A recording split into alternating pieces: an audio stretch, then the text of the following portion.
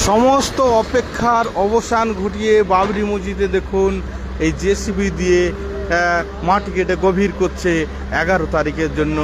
কারণ হুমায়ুন কবির মহাশয় বলে দিয়েছেন যে 11 তারিখে আপনার কোরআন তেলাওয়াত কোরআন পাঠ আর কোরআন খতমের পরেই আপনার যে কাজ সেই কাজ শুরু হয়ে যাবে। তার জন্য দেখুন একেবারে জোর কদমে মাঠে আপনার জেসিবি দিয়ে মাটি খুঁড়ে গভীর করা হচ্ছে।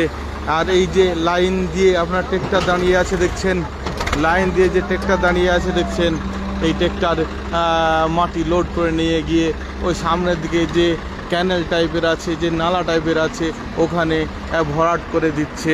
আপনারা দেখছেন বাবরি মসজিদে জোর কদমে কাজ চলছে।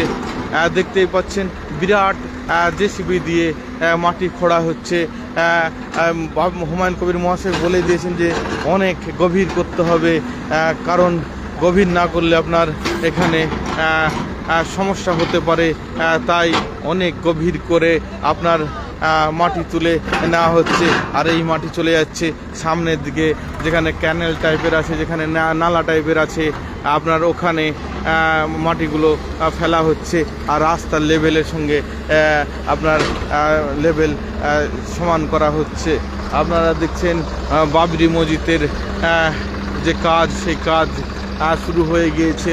11 তারিখ কোরআন পাঠের পরে, কোরআন তেলাওয়াতের পরে, দোয়ার পরে এখানে কাজ শুরু হয়ে যাবে।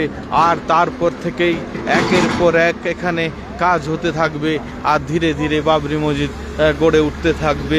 আপনারা দেখছেন এই যে জেসিবি দিয়ে মাটি খুঁড়ছে, দেখছেন বাবরি মসজিদের মাটি খুঁড়ছে।